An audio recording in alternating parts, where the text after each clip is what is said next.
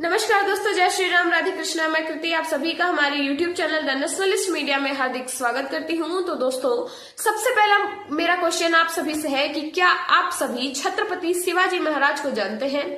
हाँ, मुझे लगता है कि आप में से कई सारे लोग छत्रपति शिवाजी महाराज को जानते होंगे, लेकिन क्या आप सभी छत्रपति संभाजी महाराज को जानते हैं?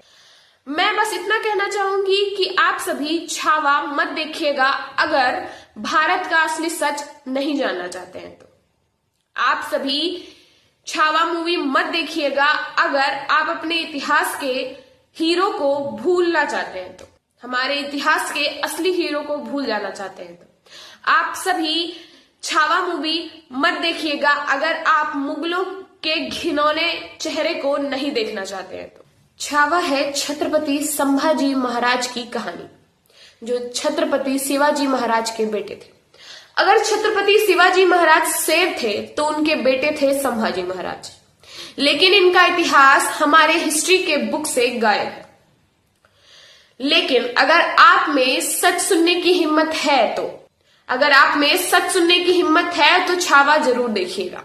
हे हिंदवी स्वराज्य भाते हीन सृंची इच्छा, इस लाइन से जिस स्वराज्य की बात हो रही है वह स्वराज्य, उस स्वराज्य में आपको हमें एक बेसिक फ्रीडम होनी चाहिए। बिल्कुल, हमें और आपको एक बेसिक फ्रीडम तो जरूर होनी चाहिए। सच को सच की तरह सच्चाई से देखने की फ्रीडम, सच्चाई से बोलने की फ्रीडम। लेकिन क्या वो फ्रीडम है? महाराष्ट्र के बाहर कुछ लोग को पता होगा कि छत्रपति शिवाजी महाराज कौन थे, लेकिन गिने चुने लोगों को पता होगा कि छत्रपति संभाजी महाराज कौन थे। लेकिन अगर संभाजी महाराज ना होते, भारत नहीं होता। लेकिन बात यह है कि संभाजी महाराज थे कौन? छत्रपति शिवाजी महाराज ने स्वराज्य का सपना जगाया था। भारत के लोग सैकड़ों सालों के लिए गुलाम थे। कभी सुल्तान आए, कभी वो, कभी निजाम आकर लूट कर चले गया। हमारे सपनों की उड़ान एक सूबेदार बनने तक ही सीमित थी। हमने मानो ये मान ही लिया था कि हम गुलाम थे, गुलाम हैं और गुलाम ही रहेंगे। ऐसा हमने अपने मन में सोच लिया था। लेकिन छत्रपति शिवाजी महाराज एक चिंगारी थे। उसी चिंगारी ने मुगलों के पूरे जंगल को आग लगा दिया। महाराज हम सभी के लिए भगवान हैं, पर थे तो वो इंसान ही। उन्होंने अपने जीवन के पूरे 50 साल इस स्वराज्य के सपने को सच करने में लगा दिए। लेकिन उसके बाद क्या हुआ? क्या आपने इसके बारे में सोचा कि उसके बाद आखिर हुआ क्या? चलिए मैं बताती हूँ कि उसके बाद क्या हुआ। उनके जाने के बाद दिल्ली में तो सेलिब्रेशन हो रहा था, क्योंकि औरंगजेब तो उन्हें माउंटेन रेड समझता था और उसका मानना यही था कि माउंटेन रेड मर गया, यानी कि स्वराज्य का सपना गया, मतलब स्वराज्य का सपना चूर चूर हो जाएगा। लेकिन क्या ऐसा हुआ? नहीं, बिल्कुल नहीं, ऐसा नहीं हुआ। उस वक्त शंभू राजे बस 23 साल के थे जब शिवाजी चले गए। सन 1681 से 1689 तक उन्होंने मुगलों से, इंग्लिश से और डच कोलोनाइजर्स से भी संघर्ष किया। उन्होंने मुगलों से, इंग्लिश से और डच कोलोनाइजर्स से भी संघर्ष किया। हमारी सेना मात्र 20,000 की थी। इस छोटी सी सेना के साथ उन्होंने 8 लाख मुगलों को हराया। एक बार ही नहीं बल्कि बार बार। इतना ही नहीं, और इन्हीं सब के चलते औरंगजेब का जो फोकस था वो हर जगह से हटने लगा, यानी कि उसका फोकस बुंदेलखंड, राजस्थान, पंजाब से हटने लगा। और यही कारण था कि वहां से और ज्यादा रेजिस्टेंस मूवमेंट आने लगे, क्योंकि औरंगजेब मरने तक दक्कन में बिजी रहा। और यह था छत्रपति संभाजी महाराज का स्वराज के लिए कंट्रीब्यूशन। इतनी कम सेना में उन्होंने इतने मुगलों को हराया, 8 लाख। उन्होंने ये सपना बस मराठाओं तक सीमित नहीं रखा, बल्कि इस मिट्टी को मां कहने वाले हर एक बेटे को स्वराज के सपने का हिस्सा बनाया। ये थे संभाजी महाराज, और इनकी स्टोरी अभी मैं आपको आगे और बताऊंगी। इनका कंट्रीब्यूशन तो आपने सुना कि ये अपने स्वराज्य को स्थापित करने के लिए, स्वराज्य की रक्षा के लिए इन्होंने क्या किया, कैसे इन्होंने मुगलों से लड़ाई की और विजय भी प्राप्त की। आप में से कई लोगों के मन में संशय तो जरूर होगा कि मराठा और मुगल के बीच अंतर क्या है। दोनों में सबसे बड़ा अंतर है आइडेंटिटी का।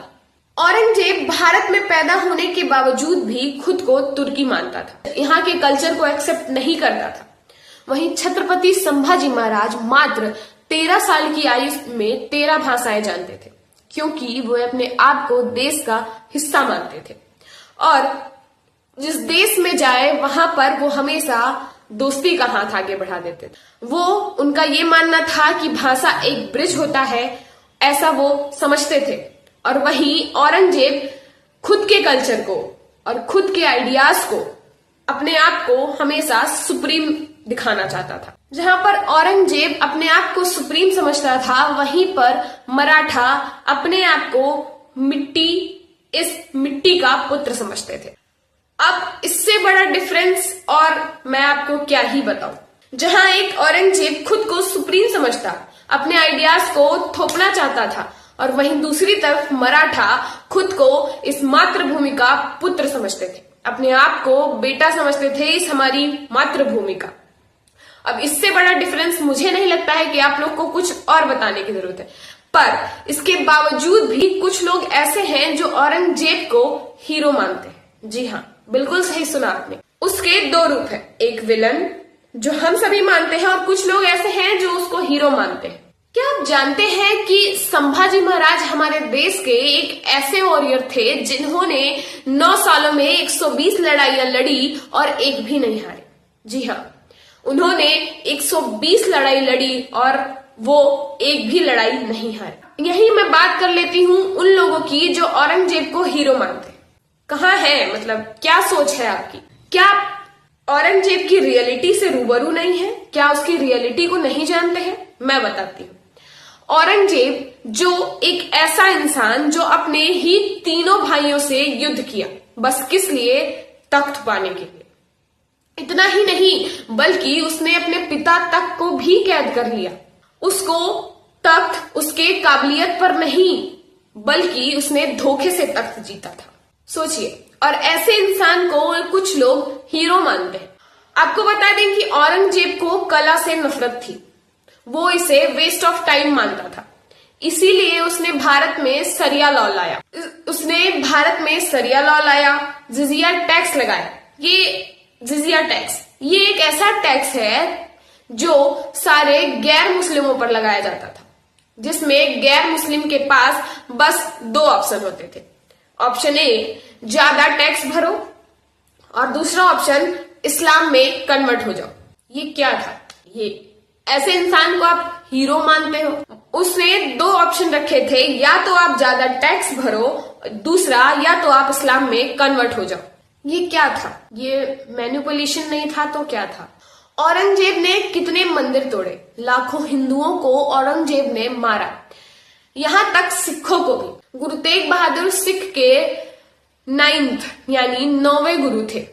औरंगजेब ने उन्हें पकड़ लिया और उनके सामने 2 विकल्प रखा। औरंगजेब ने कहा उनसे कि ये प्रूफ करके दिखाओ कि तुम भगवान के कितने निकट हो, और दूसरा ऑप्शन उसने रखा कि तुम इस्लाम में कन्वर्ट हो जाओ, और उन्होंने दोनों ऑप्शन चुनने से इनकार कर दिया, जिसके चलते उसने गुरु तेग बहादुर जी पर बहुत दबाव डाले, पर उन्होंने दोनों ऑप्शन लेने से इनकार कर दिया। और अंत में जब उन्होंने इस्लाम स्वीकार नहीं किया तो उन्हें दिल्ली के चांदनी चौक पर ले जाकर सबके सामने उनके सिर को शरीर से अलग कर दिया।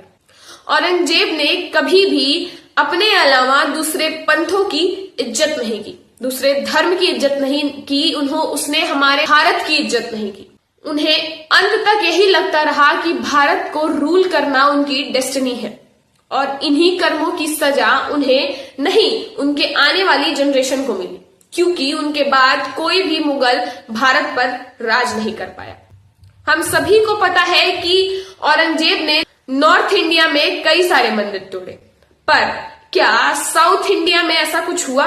नहीं, क्योंकि साउथ इंडिया में प्रोटेक्ट करने के लिए मराठा कई सालों तक खड़े थे, क्योंकि वहां पर मराठा थे उसको रोकने के लिए और साउथ इंडिया के मंदिरों को प्रोटेक्ट करने के लिए। आज हम साउथ इंडिया में इतने सुंदर सुंदर मंदिर देख पाते हैं, हम वहां जा पाते हैं और उनकी सुंदरता को देख पाते हैं, तो बस मराठों की वजह से। वही थे जो हमारे इन मंदिरों की खूबसूरती को अपने रक्त से तो उन्होंने और उसको अच्छा कर दिया, जिसकी वजह से हम वहां जाते हैं तो हमें और अच्छा लगता है, और उन्हीं की वजह से आज वो मंदिर सेफ है। अब मैं आपको बताती हूँ छत्रपति संभाजी महाराज, जो एक धर्मवीर थे। अब उनको धर्मवीर क्यों कहा जाता है, इसके पीछे एक छोटी सी स्टोरी है, लेकिन वो बहुत ही दर्दनाक स्टोरी है। तो अगर आप सुनना चाह रहे हैं तो प्लीज पूरा सुनिएगा। आपको बता दें कि छत्रपति संभाजी महाराज को परायों ने नहीं बल्कि अपनों ने हराया था। उन्हें धोखा दिया गया था। जब वे रायगढ़ के एक गुप्त रास्ते से गुजर रहे थे तो उनके मूवमेंट को उनके किसी अपने ने ही औरंगजेब को खबर पहुंचा दी, और खबर पाते ही औरंगजेब वहां पर पहुंच गया और हमारे महाराज पकड़े गए।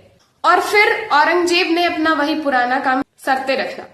उसने हमारे महाराज को पकड़ लिया और उनके सामने 3 शर्तें रखी। पहली शर्त, औरंगजेब ने कहा कि उसे यानी कि औरंगजेब को पूरे भारतवर्ष का बादशाह मान लिया जाए। दूसरी शर्त, उसने कहा मराठाओं का सारा खजाना वो मुगल को दे दे। और तीसरी शर्त कि वो अपना सनातन धर्म छोड़कर इस्लाम में कन्वर्ट हो जाए, क्योंकि वो एक धर्मवीर थे। तो ये सब जो हमारे धर्म के खिलाफ था वो कभी नहीं कर सकते थे। ऐसा हो ही नहीं सकता कि वो ये बातें मान लेते। फिर क्या, फिर उनके साथ किया गया उनके ऊपर अत्याचार। जब मैं ये स्टोरी बताती हूं तो जब मैंने ये स्टोरी के बारे में पढ़ा है, मैं खुद इसको सुनने के बाद बहुत ज्यादा, और उनके ऊपर जब मैं ये कहानी पढ़ती हूँ या बताती हूँ तो ये मैं खुद बहुत ज्यादा इमोशनल हो जाती हूँ। हमारे राजा के साथ अत्याचार किया गया। उनको ऊंट पर उल्टा लटकाकर पूरे राज्य में घुमाया गया। इतना ही नहीं बल्कि 40 दिनों तक उनको ऊंट पर उल्टा लटकाए हुए घुमाया गया। और पूरे राज्य के लोगों को कहा गया कि उन पर ईंट मारो। उन पर लोगों ने पत्थर मारे। इतना ही नहीं उन लोगों से कहा गया कि उन पर पेशाब करने। और हमारे उन्हीं लोगों ने उनके ऊपर, हमारे राजा के ऊपर किया भी। जितनी गलती औरंगजेब की है, जितना अत्याचार औरंगजेब ने किया, उतना ही हाथ उन लोगों का भी था जिन्होंने ये काम किया। उनसे फिर पूछा गया इन 3 शर्तों के बारे में और उन्होंने अपना धर्म नहीं छोड़ा। उनसे कहा गया इस्लाम पंथ को अपनाने के लिए, पर उन्होंने नहीं अपनाया। और फिर ऐसे करते करते उनके ऊपर इतने अत्याचार किए गए, उनके नाखूनों को एक एक करके निकाल दिया गया। उनके नाखून निकाले गए, उनके शरीर पर औजार से उनके शरीर को छीला गया और लोहे की छड़ को लेकर उसको गर्म कर उनकी दोनों आंखें फोड़ दी गई। उन्होंने जिस मुख से, जिस जीभ से उन्होंने ये कहा कि वो इस्लाम पंथ को नहीं अपनाएंगे, उसने उस जीभ को काट दिया, उनकी जुबान काट दी गई। और 40 दिनों तक उनके साथ ऐसे ऐसे अत्याचार किए गए। औरंगजेब ने तो उनके शरीर पर अत्याचार किए, उनके शरीर को तो उसने मार दिया, पर उनके मन में जो प्रण था, जो अपना लगाव था, वो नहीं मार पाया। इतना सब होने के बावजूद भी उनसे फिर से पूछा गया कि आप सनातन धर्म को छोड़कर इस्लाम को अपना लीजिए, पर उन्होंने तब भी जवाब क्या दिया, ना। इसीलिए उनको धर्मवीर कहा जाता है, क्योंकि जितनी उंगलियां उन्होंने उठाई उनकी हर एक उंगली को काट दिया गया, उनके पैर काट दिए गए, पर फिर भी उनका जवाब एक ही था, नहीं। इसीलिए उनको धर्मवीर कहा जाता है। इतना सब होने के बावजूद भी वो हम अपनी बात पर अडिग रहे और उन्होंने अपने धर्म को नहीं छोड़ा। तो ये थी पूरी स्टोरी संभाजी महाराज की। तो अगर आप सभी अभी भी कुछ आप लोगों के मन में डाउट है तो आप लोग मुझे कमेंट में बताइएगा, पर आप सभी जाकर छावा मूवी जरूर देखिए, क्योंकि बॉलीवुड इंडस्ट्रीज भले ही ये हमारे इतिहास के पन्नों में नहीं है, पर अच्छी बात ये है कि बॉलीवुड में इसको मूवी के तौर पर ही हम देख के समझ सकें, यही बहुत अच्छी बात है। और मूवीज को लोग इंटरेस्ट के साथ देखते हैं, तो आप सभी उसको जाइए देखिए, तब आपको समझ में आएगा कि अपने भारत का असली इतिहास। तो दोस्तों, मैं बस यही अनुरोध करती हूँ कि आप लोग इस वीडियो को ढेर सारा प्यार दीजिएगा। मैं आप लोगों से अनुरोध करती हूँ कि आप ये वीडियो आप जितना हो सके उतना शेयर करिए, क्योंकि मैं चाहती हूँ कि हमारे आसपास के ही या जितने लोग सब्सक्राइब किए हैं, पहली बात तो जितने लोग सब्सक्राइब किए हैं उतने लोग तो देखते ही नहीं है। अगर जितने सब्सक्राइबर हैं अगर उतने सारे देखें तो व्यूज अच्छे आए और शायद और लोगों तक बातें पहुंचे, पर उतने लोग नहीं देखते हैं। बट स्टिल मैं आप लोगों से अनुरोध करती हूं कि आप लोग ये वीडियो जितना हो सके शेयर करिए, ताकि हमारे इस देश का इतिहास, हमारे इन धर्मवीर जो हमारे संभाजी महाराज हैं, उनकी ये कहानी हर कोने में पहुंच सके। मेरा उसके लिए मुझे पता है, मैं ये जो कह रही हूं, जो मैंने इस वीडियो में बातें बताई हैं, इसको लेकर मुझे बहुत लोग बहुत कुछ बोलेंगे, पर मैं वो सब सुनने को तैयार हूं। बस आप सभी एक काम करिए कि वीडियोस को जितना हो सके उतना शेयर करिए। मैं चाहती हूं कि ये स्टोरी हर एक कोने कोने में पहुंचे, हर एक लोग इसके बारे में जाने। और इसके जो लोग, जैसा कि मैंने आपको बताया कि कुछ लोग औरंगजेब को हीरो समझते हैं, तो उन लोगों तक भी ये बातें पहुंचे, क्या पता उनके दिमाग में भी कुछ समझ में आया और क्या पता उनका विचार बदल जाए। तो बस मेरा आप लोगों से अनुरोध है कि आप सभी पहले तो छावा मूवी देखिए, दूसरा आप सभी ये वीडियोस को ढेर सारा प्यार दीजिए। जितना लाइक मिलेगा, जितने व्यूज जाएंगे, मैं समझूंगी कि आप सभी का अपने देश के प्रति, हमारे जो मैंने इनकी कहानी बताई उसमें आप सभी का कितना लगाव था, कितना आप उससे जुड़े हुए थे, ये आपका व्यूज और आपके लाइक ये शो करेंगे। तो प्लीज मुझे ढेर सारा प्यार दीजिएगा, इस वीडियो को ढेर सारा प्यार दीजिएगा। तो दोस्तों, अगर आप लोगों को वीडियो अच्छी लगी हो तो लाइक करिएगा, शेयर करिएगा, सब्सक्राइब करिएगा। जय श्री राम।